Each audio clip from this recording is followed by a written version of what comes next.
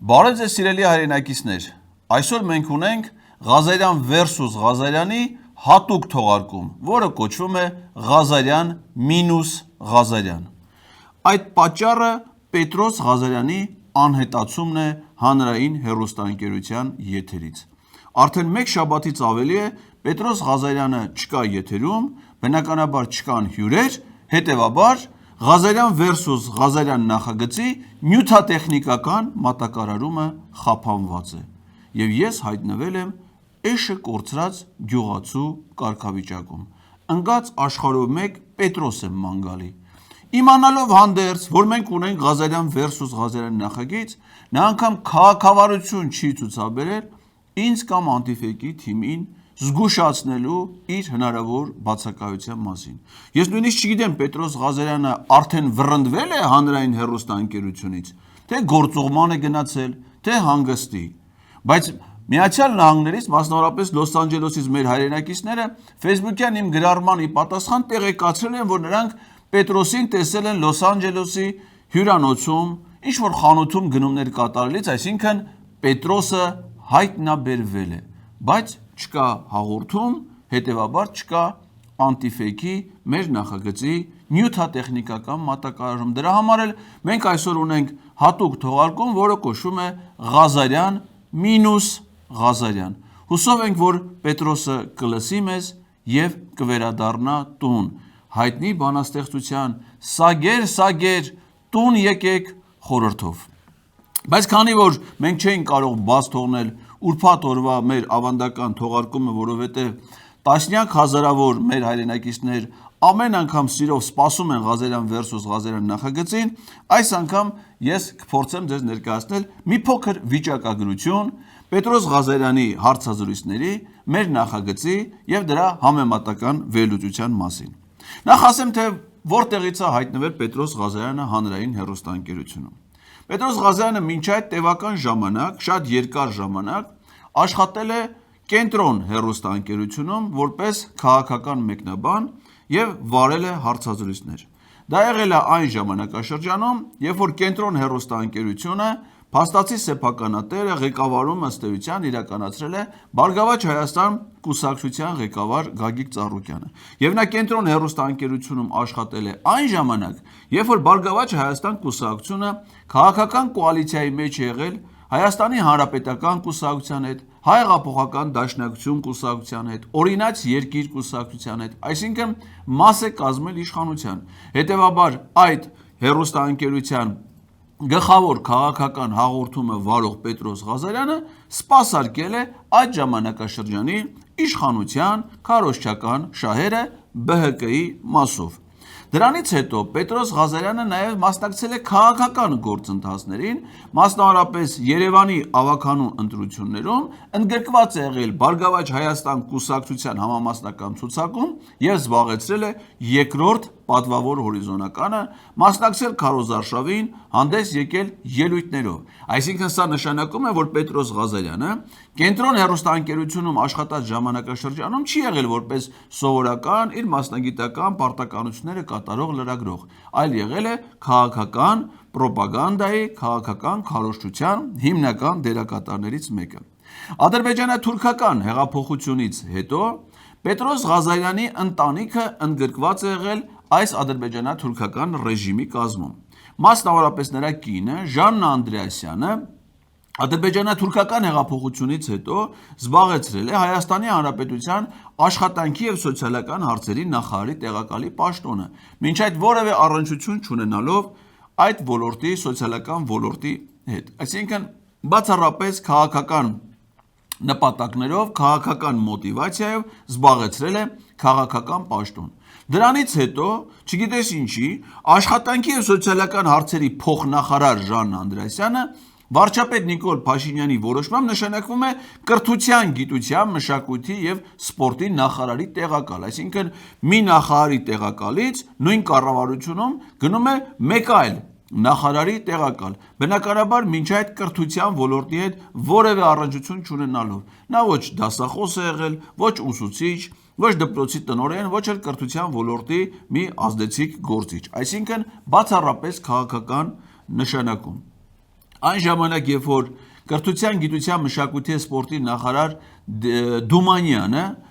տապալեց Բրյուսովի համալսարանի ռեկտորի ընտրությունը,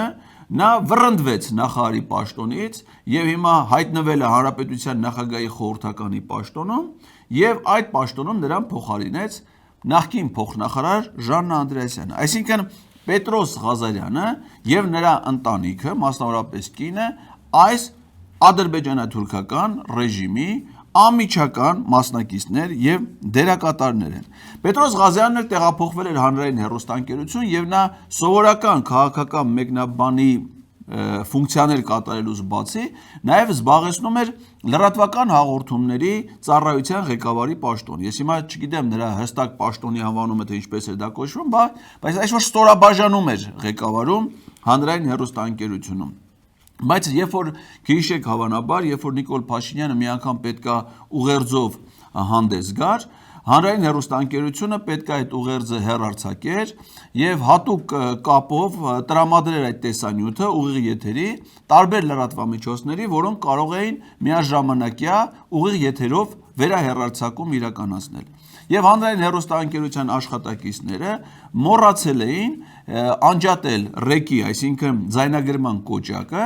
և Նիկոլ Փաշինյանը ուղիղ եթերում հայտնվել էր բազմաթիվ լրատվամիջոցներում, ոչ միայն իր ուղերձի պահին, այլև դրանից առաջ, երբ որ իրեն հարդարում էին, ինքը ինչ-որ դեղ էր խմում, չգիտեմ ինչ դեղ էր խմում, ճիշտն ասած, տեսանյութից դա չի երևում, զրուցումը ազատ և այլն, այսինքն տեխնիկական նախապատրաստական ամբողջ կադրերը, տեսանյութը հայտնվել էր բազմաթիվ լրատվամիջոցներում։ Եվ այդ ձախողման համար վարչապետի մամուլի խոսնակը ազատվեց պաշտոնից և պաշտոնից հեռացվեց նաև Պետրոս Ղազարյանը, մնալով միայն որպես հանրային հեռուստաընկերության քաղաքական մեկնաբան և հաղորդավար։ Հանրային հեռուստաընկերությունում Պետրոս Ղազարյանը վարում է իր այդ հեղինակային հաղորդումը, որը հիմք է հանդիսացել մեր Ղազարյան versus Ղազարյան նախագծի համար, դա կոչվում է հարցազրույց Պետրոս Ղազարյանին։ Բայց դրանից բացի նա հանրային հեռուստաընկերությունում վարել է նաև ինչ-որ մի ժամանակ Դիալոգ պոդքասթը, սկզբում լրագրող Թաթուլ Հակոբյանի հետ, որը նաև հարցազրույց Պետրոս Ղազարյանին ձևաչափում բազմիցս եղել է նաև Պետրոս Ղազարյանի հյուրը, որից հետո նա այդ պոդքասթը վարել է Հեռուստատեսության և ռադիոյի հանձնաժողովի նախագահ Տիգրան Հակոբյանի հետ, որը նույնպես եղել է նրա հյուրերից մեկը մի անգամ հարցազրույց Պետրոս Ղազարյանին հաղորդման ժամանակ։ Վերջին անգամ այդ Դիալոգ պոդքասթը հեռարձակվել է 7 ամիս առաջ և որպես ձախողված նախագիծ ըստ էության շատ կարճ ժամանակ անց դադարեցրել է իր գործունեությունը։ Պետրոս Ղազարյանը հանրային հեռուստաընկերությունում նաև Տաթև Դանիելյանի հետ ամեն կիրակի օրը վարում է մեծ բանավեճ հաղորդումը, հաղորդաշարը և բնականաբար անցած շաբաթ նա Տաթևին թողել էր միայնակ այդ հաղորդաշարը վարելուց, որովհետև, ինչպես ասացինք, նա այս օրերին անհետացել է կամ գտնվում է գործուղման մեջ։ Իդեպ ասեմ, որ Պետրոս Ղազարյանը ինչ-որ ժամանակ նաև հարցազրույցներ էր վարում ոչ միայն հանրային հեռուստաընկերությունում, այլև հանրային ռադիոյում։ Եվ սա նրա հիմնական աշխատանքից և աշխատավարձից բացի նաև լրացուցիչ վարձատրություն է նրա համար։ Իդեպ ասեմ, որ Պետրոս Ղազարյանը և նրա կինը աստղաբաշխական աշխատավարձներ են ստանում, ինչի վկայությունն են նրանց գույքի և եկամուտների տարեկան հայտարարագրերը, որոնք նրանք ներկայացրել են կոռուպցիայի կանխարգելման հանձնաժողով։ Մասնավորապես նրանց հայտարարագրից երևում է, որ նույն տարվա, նույն ամսվա 2 օրերի ընթացքում, այսինքն մարտի 9-ին և մարտի 11-ին, Պետրոս Ղազարյանն ու Ժաննա Անդրեասյանը գնել են տուն և առանձնատուն Երևան քաղաքում։ Պատկերացնում եք, 2 օրվա տարբերությամբ նրանք հնարավորություն են ունեցել ձեռք բերել 2 անշարժ գույք բնակարանի և առանձնատան տեսքով Երևան քաղաքում, ձեռք են բերել նաև նոր ավտոմեքենա, ունեն միլիոնավոր դրամներ կազմող ամսական եկամուտներ, աշխատավարձեր, թե կրթության, գիտության, մշակույթի, սպորտի նախարարությունից, թե հանրային հեռուստաընկերությունից։ Այսինքն նրանց այդ քարոզչական քաղաքական գործունեությունը հենց այնպես չի անցնում և նրանք ստանում են հսկայական վարձատրություն այդ ամենի համար։ Հիմա գանք Պետրոս Ղազարյանի հեղինակային հաղորդաշարին, հարցազրույց Պետրոս Ղազարյանին։ Ուրեմն սա այդ հաղորդաշարի անվանումը արդեն խիստ վիճահարույց է, Որովհետև հանրային հեռուստաընկերությունում հարցազրույցի մի քանի ձևաչափեր գոյություն են։ Հարցազրույցներ են վարում տարբեր քաղաքական, հասարակական գործիչների հետ, ոչ միայն Պետրոս Ղազարյանը, այլ Տաթև Դանիելյանը, Աննա Դանիելյանը եւ եւս մի քանի այլ ձևաչափերով։ Եվ նրանց բոլորի պարագայում գրեթե հարցազրույցների հաղորդումները ոչ թե ունեն հաղորդաշարի անվանում, այլ կապված է կոնկրետ լրագրողի կամ մեկնաբանի անվան հետ, այսինքն հարցազրույց Պետրոս Ղազարյանին, հարցազրույց Աննա Դանիելյանին եւ այլն։ Սա անընդունելի է այն իմաստով, որովհետև հիմա փաստորեն կայունությունը եթերային խախտվել է, այսինքն Պետրոս Ղազարյանը գնում է գործուղման, գնում է հանգստի, գնում է արձակուրդ կամ հեռացում աշխատանքից, պարզում է հանրային հեռուստաընկերության հաղորդումը, հաղորդաշարը խափանվում է։ Այն դեպքում, երբ որ կարող էր օրինակ հաղորդաշարը կոչվել հանրային զրույց, կամ մեկ այլ անվանումով, ես պայմանական եմ ասում անվանումը, որը որևէ լրագրողի փոխարեն վարել մեկ ուրիշը։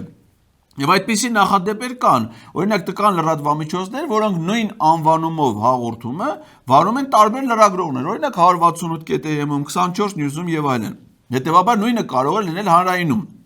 Իսկ այստեղ նշվում է նաեւ լրագրողի կամ հաղորդավարի կամ մեկնաբանի անվանումը եւ ինչ է դառնում, բարձրացնում որ այս հանրային հեռուստաընկերությունը, որը պետական հեռուստաընկերությունն է, ամենազդեցիկ հեղինակավոր հեռուստաընկերությունն է, կարա իր հիմնական հաղորդաշարերից մեկը, որը հեռարձակվում է գրեթե ամեն աշխատանքային օր, ամենակարևոր եթերային ժամին, մեկ էլ մի շաբաթ 10 օր տևողությամբ ընդհանրապես եթեր դուրս չգա։ Եվ Պետրոսի պարագայում հենց այդպես էլ տեղի է ունեցել։ Հիմա նայենք թե ինչ բովանդակություն ունի Պետրոս Ղազարյանի այդ հաղորդաշարը։ Մենք բնականաբար այդ հաղորդաշարի նկատմամբ առավել մեծ ուշադրություն ենք սկսել ցուցաբերել անցյալ տարվանից, երբ որ սկսեցինք Ղազարյան versus Ղազարյան նախագիծը եւ պատճառը հանդիսացավ մեր շատ լավ բարեկամ, մեր սիրելի գործընկեր Արթուր Խաչիկյանի հարցազրույցը Պետրոս Ղազարյանի հետ, որը մենք մոնտաժված տարբերակով առաջին անգամ ներկայացրեցինք, թողնելով Պետրոսի հարցերը եւ Արտուրի պատասխանների փոխարեն ներկայացնելով իմ պատասխանները։ Այդ ժամանակվանից սկսվեց այդ հաղորդաշարի նկատմամբ մեր հատուկ ուշադրությունը եւ զուգահեռ մեր հեղինակային հաղորդաշարի թողարկումը։ Եվ ես հիմա վերլուծել եմ, թե այդ ժամանակաշրջանից քանի հարցազրույց է ունեցել Պետրոս Ղազարյանը, ովքեր են եղել նրա հյուրերը, ինչը շատ հետաքրքիր պատկեր է առաջ բերում։ Մասնավորապես ես բոլոր հյուրերին հանել եմ եւ ամփոփումը վիճակագրական բերում է հետեւյալ պատկերը։ Ընդհանուր առմամբ այս հաշվետու ժամանակահատվածում Պետրոս Ղազարյանն ունեցել է 156 հարցազրույց, որից իշխանական քարոզչության, այսինքն իշխանության ներկայացուցիչներ կամ այսպես կոչված փորձագետներ, որոնց խոսքը ամբողջությամբ ներկայացնում եւ պաշտպանում է կառավարության քաղաքականությունը այս կամ այն ոլորտում, հիմնականում արտաքին քաղաքականության ոլորտում, այսինքն հանդես են գալիս որպես փորձագետ, բայց ակնհայտ իշխանական քարոզիչներ եւ պաշտոնյաներ, բարձրաստիճան պաշտոնյաներ եւ այլն։ 156-ից 116-ը կամ ընդհանուրի 74%-ը հանդիսանում են իշխանական քարոզչության ներկայացուցիչներ։ Եղել են նաև գործիչներ, որոնք որևէ էական խոսք առանձնապես չեն ասել, վերաբերել է մասնագիտական ինչ-որ հարցերի, այդ կարգի ասենք օրինակ ենթադրենք ֆուտբոլի Եվրոպայի առաջնության ժամանակ Պետրոս Ղազարյանի հյուրն է եղել ֆուտբոլիստ, նշանավոր ֆուտբոլիստ Խորեն Հովհաննիսյանը, որի հետ խոսել են ֆուտբոլի Եվրոպայի առաջնության խաղերի ընթացքի մասին կամ ասենք վերացական ֆուտբոլի հաջողությունների մասին։ Ու ասենք այդ կարգի հարցազրույցներ են եղել կամ ենթադրենք, չգիտեմ, Կարեն Գիլոյան եւ ամառային օլիմպիական խաղերին մեկնող մի քանի մարզիկներ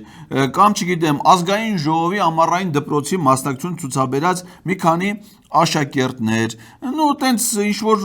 տարբեր արտասահմանյան հյուրեր, լրագրողներ կամ չգիտեմ Իրանում տեղի ունեցած իրադարձությունների վերաբերյալ ենթադրենք նախագահի ինքնաթիռի օղաթիռի կործանման եւ այլն, իրանագետներ եւ այլն։ Այդ կարգի հյուրերը Պետրոսի մոտ եղել են 30 հարցազրույցների ընթացքում կամ ընդհանուրի 19.2%։ Եվ ինչն է հետաքրքիր, որ ընդդիմադիր հայացքներ ունեցող քաղաքական հասարակական գործիչներ Պետրոսի մոտ գրեթե չեն հյուրընկալվում։ Հաշվետու ժամանակաշրջանում եղել է ընդամենը 10 հարցազրույց կամ ընդհանուրի ընդամենը ուշադրություն 6.4%-ը։ Ընդ որում ընդդիմադիր քաղաքական գործիչների մեջ այդ 10-ից 10 հարցազրույցներից 3-ը եղել է նախկին վարչապետ Ազգային ժողովի նախկին նախագահ Խոսրով Հարությունյանը, որը իհարկե ունի շատ համոզիչ, շատ փաստարկված, շատ տպավորիչ խոսք, բայց նրա շեշտադրումները քաղաքական քննադատության իմաստով բավականին մեղմ են։ Էլ չասեմ, որ Խոսրով Մելիքիչի հարցազրույցներից մեկն էլ վերաբերում էր առհասարակ ներքին քաղաքական կյանքի հետ որևէ կապ չունեցող թեմաներից մեկին Վրաստանում տեղի ունեցած խորհրդարանական ընտրություններին։ Այսինքն այդ 10 հարցազրույցներից 3-ը եղել է Խոսրով Հարությունյանի հետ, 2-ը եղել է Ազգային ժողովի Հայաստան խմբակցության քարտուղար Արծվիկ Մինասյանի հետ։ Այսինքն ընդդիմադիր հայացքներ ունեցող գործիչներ կամ Պետրոսի մոտ չեն հրավիրվում, կամ հրավիրվելուց չեն ներկայանում։ Հետևաբար այս հաղորդաշարը հարցազրույց Պետրոս Ղազարյանի հետ բացարձակապես չի տեղավորվում հանրային հեռուստաընկերության տրամաբանության, գաղափարախոսության, առաքելության հետ, որովհետև հանրային հեռուստաընկերությունը դա այն հարթակն է հեռուստատեսային, որը պետք է հնարավորություն տա հասարակության տարբեր շերտերի, տարբեր քաղաքական հայացքներ ունեցող մարդկանց հավասարաչափ հնարավորություն տա բոլորին ներկայացնելու իրենց տեսակետները հանրային կյանքի տարբեր ոլորտների վերաբերյալ։ Երբեմն Պետրոս Ղազարյանը ինքն է իր հաղորդաշարի ընթացքում ասում է, որ այս հարցի վերաբերյալ խոսելով մի ենթադրենք իշխանական ներկայացուցիչի, մի падգամավորի կամ մի պաշտոնյայի հետ, ասում է հրավիրում եմ նաև ընդդիմադիր գործիչներին, պատրաստ ենք նաև նրանց լսելու, բայց չգիտես ինչի այդ հարցազրույցները չի կայանում։ Պետրոսը պատճառաբանում է, որ ընդդիմադիր քաղաքական գործիչները իրենք չեն ցանկանում գալ հարցազրույցի հանրային հեռուստաընկերություն իր հետ իր տաղավարում զրույցի։ Միգուցե կան նաև այդպիսի դեպքեր, բայց ես ինքս օրինակ բազմաթիվ անգամներ միակ դեպքն է հանրային հեռուստաընկերությունը իմ հասարակական գործունեության մեջ, որ ես եմ ցանկություն հայտնել հյուրընկալվելու Պետրոս Ղազարյանին կամ հանրային հեռուստաընկերությանը, բայց նրանք ինձ սկզբունքորեն չեն հրավիրում։ Եվ այնց էլ չի, որ իրենք ինձ համարում են ցածր կարգի հասարակական գործիչ եւ այլն, որ ընդհանրապես չհրավիրեն։ Ոչ, Պետրոս Ղազարյանը հենց ինքը անձամբ ինձ հրավիրել է իր հաղորդաշարին հյուր 2 անգամ։ Մի անգամ դա եղել է 2022 թվականի օգոստոսի 23-ին իմ հրավիրած հանրահավաքից հետո, մի անգամ էլ եղել այն ժամանակ, երբ որ ես առաջադրված եմ եղել Մարդու իրավունքների պաշտպանի թեկնածուի պաշտոնում։ Հանրային հեռուստաընկերություն ես հրավիրվել եմ նաև մի քանի անգամ հանրային բանավեճ ձևաչափով քննարկումների, որը վարել է նույն ինքը Պետրոս Ղազարյանը։ Հրավիրվել եմ նաև բանավեճերի, որը վարել են հանրային հեռուստաընկերության այլ լրագրողներ՝ Տաթև Դանիելյանը, Աննա Դանիելյանը եւ այլն։ Այսինքն, այնպես չի, որ ես հանրային հեռուստաընկերություն ընդհանրապես չեմ հրավիրվել, բայց օրինակ այս ժամանակաշրջանում ինքս եմ զանգել, ասել, որ Պետրոս դու ուզում ես, որպեսզի ընդդիմադիր գործիչ կա։ Ես պատրաստ եմ գալ քեզ հետ հարցազրույցի, բայց իրենք սկզբունքորեն ինձ չեն հրավիրում։ Հրավիրում են այլ գործիչների, որոնք էլ չեն գնում։ Ինչի չեն գնում։ Իմ կարծիքով, եթե ընդդիմադիր գործիչները չեն գնում, ապա հիմնական պատճառներից մեկը այն է, որ Պետրոս Ղազարյանը, լինելով ոչ պրոֆեսիոնալ լրագրող, խանգարում է իր զրուցակիցներին եւ թույլ չի տալի, որպեսզի ընդդիմադիր գործիչները հատկապես իրենց կարծիքները ազատ արտահայտեն։ Այբ որ նրա հյուրն է, ենթադրենք Ալեն Սիմոնյանը, կամ Ռուբեն Ռուբինյանը, կամ Արման Բաբաջանյանը, նրան ինձ հեզ, հնազանդ, նստած երկար լսում է, թույլ տալիս է, որ իր զրուցակիցները խոսեն, ոչ ընդհատում է, ոչ միջամտում է եւ այլն։ Իսկ երբ որ ընդդիմադիր գործիչներ են լինում նրա հյուրը, ամեն նախադասության վրա նա խանգարում, միջամտում, ընդհատում է մարդու խոսքը, թույլ չի տալի, որ մարդը մինչև վերջ ձևակերպի իր միտքը, իր նախադասությունը, նոր հարցադրումներ անում, շեղում է խոսակցությունը եւ այդ տհաճությունը զգում է ոչ միայն նրա զրուցակիցը, այլև ողջ հանրությունը, հետեւաբար ընդդիմադիր գործիչների մասնակցությամբ Պետրոսի հարցազրույցները նույնիսկ դիտարժանել չեն, որովհետև մարդ նյարդայնանում է տեսնելով ոչ թե զրույց, ոչ թե հարցազրույց, այլ Պետրոսի անընդհատ միջամտությունները այդ զրույցին։ Դա ոչ պրոֆեսիոնալ գործելավոճ է, որովհետև հարցազրույցավար ուրեմն լրագրողը դրա պրոֆեսիոնալիզմը կայանում է նրանում, մենք միայն Պետրոսի հույսին չենք մենք նայում ենք արտասահմանյան բազմաթիվ լրատվամիջոցների հարցազրույցներ, պրոֆեսիոնալ լրագրողների, որ նրանք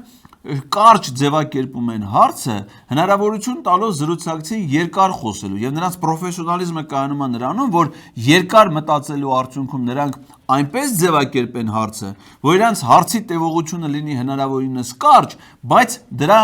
արդյունքում զրուցակիցը հնարավորինս ավելի երկար արտահայտվի, որովհետև հարցազրույցի նպատակը ոչ թե լրագրողին լսելն է, լրագրողի խոսքը հանրությանը հասնելը, այլ այն մարդու, որ հրավիրվում է հարցազրույցի։ Իսկ երբ որ Պետրոս Ղազարյանը ինքն անդիմադիր գործիչների հրավիրում, նա թույլ չի տալի, այսինքն անհարգալից վերաբերմունք է ցուցաբերում իր զրուցակիցների նկատմամբ, իր պրիմիտիվ, մակերեսային դատողություններով, իդեպ ասեմ, նրա գիտելիքները գտնվում են շատ ցածր մակարդակի վրա, համասարանական իր կրթությունից բացի, ինչը միայն առավելություն ունի Նիկոլ Փաշինյանի նկատմամբ, մեր հասարակության մեջ շատ քիչ իր զրուցակիցների համեմատ ամենայն դեպս նա կրթական այլ աստիճաններ չի անցել։ Ես հիշում եմ, որ նույնիսկ երբ որ մենք սովորում էինք քաղաքական դասընթացների Երևանյան դպրոցում, ես այդ դպրոցի շրջանավարտ եմ, իդեպ այս տարի դպրոցի 20-ամյա հոբելյանն է, ես ինքս եղել եմ այդ դպրոցի մասնակից եւ ոչ միայն հաջողությամբ ավարտել եմ քաղաքական դասընթացների Երևանյան դպրոցը, այնուհետև Մոսկվայի դպրոցը, այլև հրավիրվել եմ այդ դպրոց որպես փորձագետ, որպես բանախոս։ Իսկ Պետրոս Ղազարյանը հեռացվել է այդ դպրոցից, այսինքն նա ոչ առանձնապես ակադեմիական գիտելիքներ ունի, ոչ խորը դատողություններ ունի, մտա շատ պրիմիտիվ, մակերեսային իր տեսակետներ, ընդ որում նրա հետ հանրային հեռուստաընկերությունում նրա հարցազրույցները, հաղորդումները նախապատրաստում են մարդիկ, որոնք իր հետ աշխատում են, այսինքն նա մենակ չի աշխատում։ Կան մարդիկ, ովքեր որ նյութեր են հավաքում, մշակում, իրեն տեղեկություններ են տալի եւ այլն։ Անկամ այս պայմաններում նա չի կարողանում ցուցաբերել պրոֆեսիոնալիզմ, խանգարում այդ զրուցակիցներին, դրա համար ընդդիմադիր գործիչներ գրեթե Պետրոսի մոտ հարցազրույցի չեն գնում։ Ուրեմն ասեմ, որ մի անգամ Պետրոս Ղազարյանի հյուրն ա եղել նաեւ Բագրատ arczepiskopos Գալստանյանը, սա էլ ոչ թե Պետրոսի նախաձեռնությամբ, այլ Սրբազան պայքարի ուրեմն հանրային գործողություններից մեկի արդյունքում, երբ որ մենք երթով գնացինք հանրային հեռուստաընկերություն, եթեր պահանջեց Բագրատ Սրբազանը եւ ուղիղ եթերում նա հնարավորություն ունեցավ ուղերձով դիմել հայ հանրությանը եւ նաեւ պատասխանել Պետրոսի մի քանի հարցերին։ Իսկ ահա իշխանական այս քարոզիչները, այսինքն կարող ենք վստահ ասել, որ հանրային հեռուստաընկերությունը ընդհանրապես եւ իմասնավորինս Պետրոս Ղազարյանի հեղինակային հաղորդումը դա իշխանական քարոզչական մի միավոր է դարձել, խախտելով հանրային հեռուստաընկերության սկզբունքը։ Նորից եմ կրկնում, 156 հարցազրույցից 116-ը կամ 74%-ը իշխանական քարոզչական հարցազրույցներ են եղել։ Ընդ որում նրա ցանկում հյուրերի կան ռեկորդսմեններ, որոնք մշտապես պարբերաբար հրավիրվում են այս հաղորդմանը։ Այսինքն ընդդիմադիր գործիչներ ընդհանրապես չեն գալի։ Նայեք, 10 ընդամենը հաշվետու ժամանակաշրջանում 10 գործչի հետ հարցազրույց ա եղել, 10 հարցազրույց։ Բայց միայն Վահագ Ալեքսանյանը այդ նույն ժամանակաշրջանում Պետրոսի մոտ հյուր ա եղել ուշադրություն 6 անգամ։ Վահագ Ալեքսանյանը ազգային ժողովի քաղաքացիական պայմանագիր խմբակցության падգամավոր է եւ քաղաքացիական պայմանագիր կուսակցության վարչության նախագահի տեղակալ է, այսինքն Նիկոլ Փաշինյանի տեղակալը կուսակցությունում։ Եվ ըստ մամուլի տեղեկությունների համակարգում է ՔՊ-ի պրոպագանդիստական բլոկը։ Արման Բաբաջանյան, Հանուն Հանրապետության կուսակցության նախագահ, իշխանական քարոզիչ։ Պետրոսի մոտ հյուրընկալվել է այս հաշվետու ժամանակաշրջանում 5 անգամ։ Արամ Սարգսյան, Հանրապետություն կուսակցության նախագահ, խոսքը Հոպլոյի մասին է, հյուրընկալվել է Պետրոսի մոտ այս շրջանում 4 անգամ։ Ազգային ժողովի քաղաքացիական պայմանագիր խմբակցության ղեկավար Հայկ Կոնջորյան 4 անգամ։ Ազգային ժողովի շատ դուրեկան տեսք ունեցող падգամավոր Անդրանիկ Քոչարյան, Դուրեքս 3 անգամ։ Ուրեմն վարչապետի աշխատակազմի ղեկավարի տեղակալ ուրեմն Տարոն Չախոյան 3 անգամ։ Փորձագետ, իշխանական թեզեր ներկայացնող Արեգ Քոչինյան 3 անգամ, Ստեփան Գրիգորյան, որ ինքը շատ վատ հայերեն խոսում, ինքը ռուսերեն խոսում հիմնականում բան, բայց հակառուս, ինքը հակառուս բան, 3 անգամ։ Ուրեմն Վլադիմիր Վարդանյան ազգային ժողովից 2 անգամ, Ռուբինյան 2 անգամ, Մխիթար Հայրապետյան 2 անգամ եւ այլն։ Այսինքն ընդդիմադիր գործիչների, հանուն հանրապետություն կուսակցությունը, Արման Բաբաջանյան, այսինքն այդ կուսակցությունը ոչ կարգին գրասենյակ ունի, ոչ չգիտես կուսակցության անդամ ունեն թե չէ, երբևէ վերջի շրջանի ընտրություններին առանձնապես մի անգամ դաշինքով մասնակցել են խորհրդարան չեն անցել, թե ինչի է պարզում, որ նրա տեսակետը հանրային հեռուստաընկերությունում 6 ամսվա մեջ կամ մի տարվա մեջ պիտի 5 անգամ հնչի, դա ոչ մեկ չգիտի, Հայաստանում ուրիշ կուսակցություն չկա, ուրիշ կուսակցությունները ղեկավար չունեն, որ մնացել ենք մենք Արման Բաբաջանյանի ու Հոպլոյի հույսին։ Օրինակ մի անգամ Պետրոս Ղազարյանը հարցազրույցի էր հրավիրել ազգային ժողովի падգամավոր Գեգամ Նազարյանին, բայց գիտեք երբ, որ ոչ թե այն ժամանակ, որ Գեգամ Նազարյանը Հայաստան խմբակցության падգամավոր էր, այլ հենց այն պահին, երբ որ Գեգամ Նազարյանը դավաճանեց իր թիմը եւ դուրս եկավ Հայաստան խմբակցության կազմից եւ դարձավ այսպես կոչված անկախ падգամավոր։ Այդ որոշումը կայացնելուց անմիջապես հետո Պետրոս Ղազարյանը Գեգամ Նազարյանին հրավիրեց հարցազրույցի։ Մինչ այդ, քանի դեռ նա համարվում էր ընդդիմադիր խմբակցության падգամավոր, Գեգամ Նազարյանը երբեք չի հրավիրվել Պետրոս Ղազարյանին հյուր։ Կամ օրինակ Այս մեր հաշվետու ժամանակաշրջանից առաջ բազմաթիվ անգամներ շատ հաճախակի Պետրոս Ղազարյանի հյուրն էին եւ հարցազրույցի ձևաչափով եւ հանրային քննարկումների ձևաչափով Սուրեն Սուրենյանցը, Էդմոն Մարուքյանը, երբ որ նրանց տեսակետները այդ ժամանակ մոտ էին իշխանական տեսակետներին, հատկապես Էդմոն Մարուքյանի պարագայում, երբ որ նա հատուկ հանձնարարություններով դեսպան էր կամ պարզապես լուսավոր Հայաստան կուսակցության ղեկավար, բայց անմիջականորեն արտահայտում էր իշխանական տեսակետներ։ Իմիջիայլոց ասեմ, որ Ղազարյան versus Ղազարյան նախագծի ի հայտ գալուց եւ լայն թափ հավաքելուց հետո շատ մարդիկ ուղղակի նաեւ իշխանական ներկայացուցիչներ պարզապես վախենում են գնալ Պետրոս Ղազարյանին հյուր, որովհետեւ շատ լավ գիտեն, որ գնալ Պետրոս Ղազարյանին հյուր նշանակում է նաեւ այն իրական տաղավարից հայտնվել նաեւ անտիֆեյքի վիրտուալ տաղավար եւ մասնակցել մեր քաղաքական մշակմանը։ Իդեպ ասեմ, որ մեր նախագիծը Ղազարյան versus Ղազարյան նախագիծը շատ հետաքրքիր ձևով է սկիզբ առել, մենք իհարկե դրա մասին մանրամասն խոսել ենք անտիֆեյքի ամանորյա հատուկ թողարկման ժամանակ, պատմել ենք այդ նախագծի պատմությունը, հիմա դրան նորից չանդրադառնամ, բայց գաղափարը ասացի, որ եղել այն ժամանակ, երբ որ մեր լավ գործընկերոջ Արթուր Խաչիկյանի հարցազրույցից որոշեցինք մոնտաժով ստանալ նոր վիրտուալ հարցազրույց, այսինքն հնչում են Պետրոս Ղազարյանի հարցերը եւ ես տալիս եմ դրանց իմ մեկնաբանություններն ու պատասխանները։ Բայց քանի որ ընդդիմադիր մենք սկզբնական շրջանում անդրադառնում ենք միայն Պետրոսի ընդդիմադիր գործիչների հետ ունեցած հարցազրույցներին եւ 3-4 հաղորդումից հետո մեր ռեսուրսը սպառվեց, որովհետեւ Պետրոս Ղազարյանի մոտ ընդդիմադիր գործիչներ հարցազրույցի չէին գնում ուղղակի։ Եվ մենք մեր անտիֆեյքի գործընկերների հետ խորհրդակցեցինք, որոշեցինք, որ այդ նախագիծը շարունակենք այլ ձևաչափով, որը կոչվում է Ղազարյան versus Ղազարյան plus, այսինքն վերցնում ենք Պետրոսի եւ իշխանական քարոզչական գործիչներից մեկի իրական հարցազրույցը եւ մոնտաժ ենք անում ոչ թե նրա պատասխանները հանելով, այլ թողնելով նրանց պատասխանները, դրան ես հավելում եմ իմ մեկնաբանությունները։ Եվ այսինքն ես վիրտուալ կերպով մոնտաժի միջոցով մասնակից եմ դառնում նրանց հարցազրույցին եւ տալիս եմ իմ մոտեցումները, իմ տեսակետները եւ մեր լավ գործընկեր Աստղիկ Մաթեոսյան այդ մոնտաժը անում է այնպիսի որակով, որ ոչ միայն նրան գեղարվեստական շատ հետաքրքիր տեսք է հաղորդում, մասնավորապես Պետրոսի դեմքի արտահայտությունների ճիշտ որսալը եւ տեղադրելը զրուցակցի, որ երբեմն միմիկաներ, որոնք իմ մեկնաբանությունների հետ են մոնտաժում լրիվ համապատասխանում, նույն հարցազրույցից վերցրած, որ շատ-շատերի մոտ տպավորություն է եղել, աստիճանաբար կարծում եմ արդեն մարում է այդ տպավորությունը, չնայած կան մարդիկ, որ մինչև հիմա են մտածում, որ դա իրական հարցազրույց է, այսինքն որ ես այդ զրույցին ներկա եմ, բայց մենք բարեխղճորեն միշտ ասում ենք, որ սա վիրտուալ հարցազրույց է, մոնտաժված հարցազրույց է, դա մեկնաբանությունն է Պետրոսի եւ իր հյուրերի հետ ունեցած հարցազրույցներին։ Եվ պարզվեց, որ մեր այս նախագիծը շատ մեծ ժողովրդականություն վայելեց, շատ սիրված է մեր հասարակության կողմից։ Ես ինքս ճիշտ ասած եւ մեր թիմը շատ լուրջ ենք նախապատրաստում, այնպես չի էլի, որ ասես միացնենք ու սկսենք իրան զրույցը լսել ու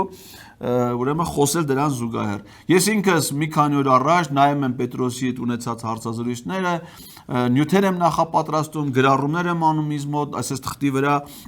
Շատ երկար տևական աշխատանք անում մեր գործընկեր Անտիֆեկի խմբագիր Աստղիկը Մաթեոսյան մոնտաժի նախապատրաստության առումով, այսինքն դա մեզ համար շատ ծախսատար է, իհարկե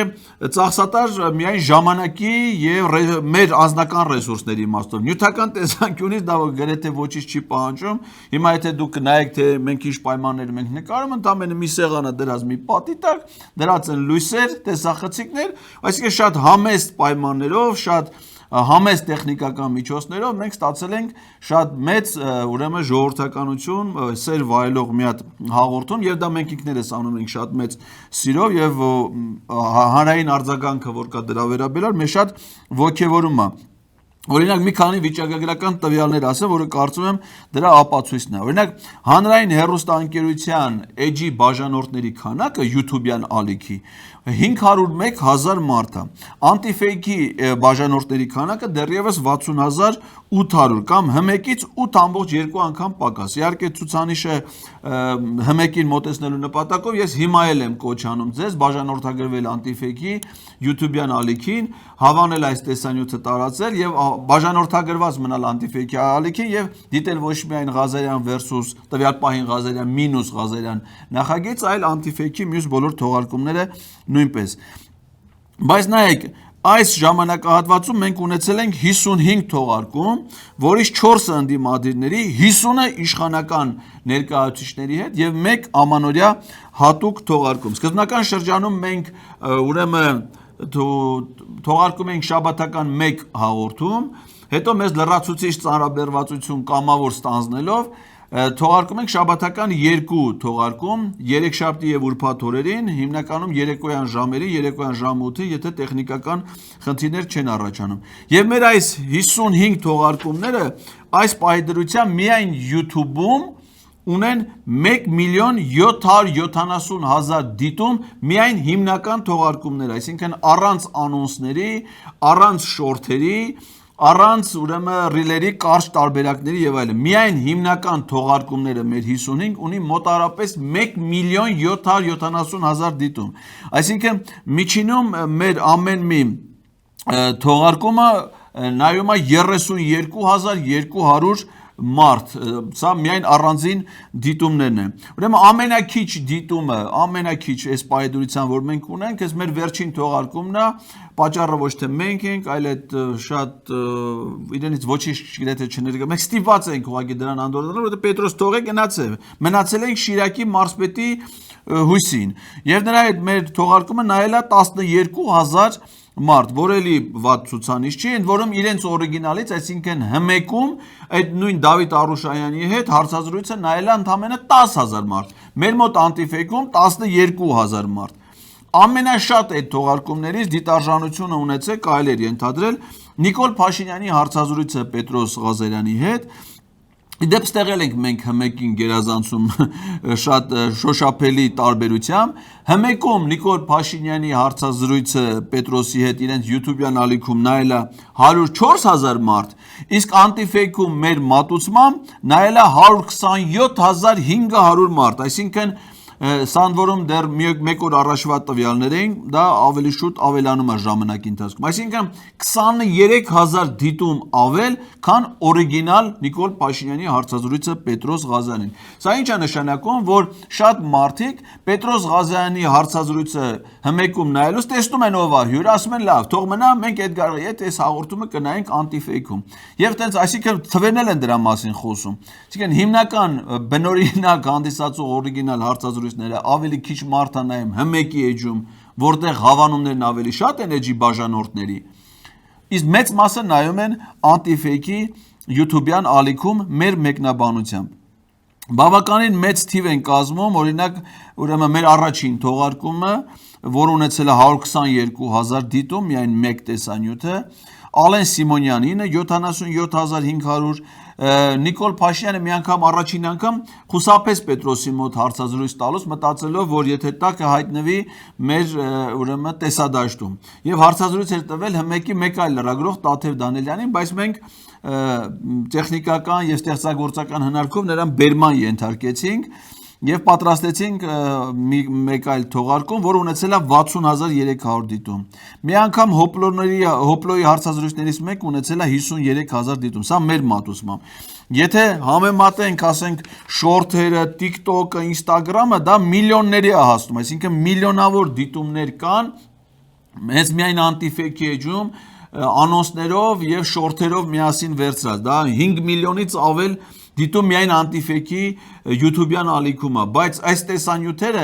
մեր կամքից անկախ բազմաթիվ մարդիկ կտրում եւ տարածում են TikTok-ում։ Օրինակ, որոշ տեսանյութեր ես իմ TikTok-յան էջում դնում եմ 125000, մի կարճ տեսանյութեր, 125000 դիտում, 150000 դիտում, 80000 դիտում եւ այլն։ Սա ինչ է նշանակում, որ մեր հաղորդում իսկապես շատ սիրված է եւ լայն տարածում ունի, ինչը մեզ ոգևորում է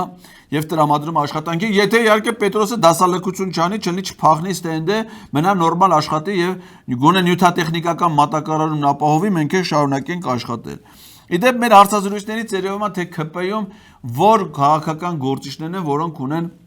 շատ ցածր վարկանիշ, այսինքն նրանց հաղորդումները ունեն դիտարժանության ցածր մակարդակ։ Օրինակ Արման Եղոյան, Բաբկեն Թունյան, Տիգրան Հակոբյան, Հայկ Կոնջորյան, Վլադիմիր Վարդանյան, Տարոն Չախոյան, այսինքն սրանց խոսքի նկատմամբ հանրային հետաքրքրությունը նվազա ոչ միայն ՀՄԵԿ-ի YouTube-յան ալիքում, այլ անգամ մեր նախագծի շրջանակներում։ Մեր հիմնական նպատակն էր այս նախագծի, որպեսզի մենք ջախջախենք իշխանական ադրբեջանա-թուրքական թեզերը, նրանց անմիտ, նրանց թշնամական, նրանց անհիմն տեսակետները, դատողությունները, մոտեցումները հենց տեղում, այսինքն Պետրոսը տալիս է հարց, իշխանական ներկայացուցիչը փորձում է պատասխանել եւ ես կոնկրետ փաստերով, առարկայական հիմնավորումներով, իրավական ակտերով, իրադարձությունների վկայակոչումով ջախջախում եմ նրանց ամբողջ սուտն ու կեղծիքը։ Սա մեր հիմնական նպատակն է, սա մեր հաղորդումների հիմնական մասն է, ծանրակշիռ մասն է եւ լուրջ մասն է իր լուրջ բովանդակությամբ, լուրջ տեսակետներով։ Բայց քանի որ հաղորդում ինքը վիրտուալ տիրույթում է գործում, ես փորձում եմ դա համեմել նաև որոշակի սարկազմով, որոշակի հումորով, որոշակի պատմություններով, երբեմն պարոդիայով, որպեսզի դա նես արհեստական չեմ անում, ես ինքս իմ խառնվածքով նաև այդպիսին եմ, այսինքն ամեն ինչ շատ բնական է իր մատուցման իմաստով, բայց նաև նպատակ էլ կա դրանում, որ այդ խոսքը լինի ավելի պարզ, ավելի մատչելի եւ ունկնդրի համար լինի նաև հետաքրքիր, որպես հաղորդում նայելու իմաստով։ Եվ կարծում եմ, որ դա մեզ հաջողվում է եւ այդ հաջողությունը դա այն մեծ ժողովրդականությունն է, որ վայելում է մեր այս հաղորդումը։ Այսքանը սիրելի հայրենակիցներ մեր այս հատուկ թողարկման կապակցությամբ ես ձեզ կոչ եմ անում վերստին բաժանորդագրվել Antifake-ի YouTube-յան ալիքին, հավանել, տարածել այս տեսանյութը, ինչպես նաև Patreon, Donation Alerts, Super Chat, բանկային փոխանցումների միջոցով օգնել Antifake-ի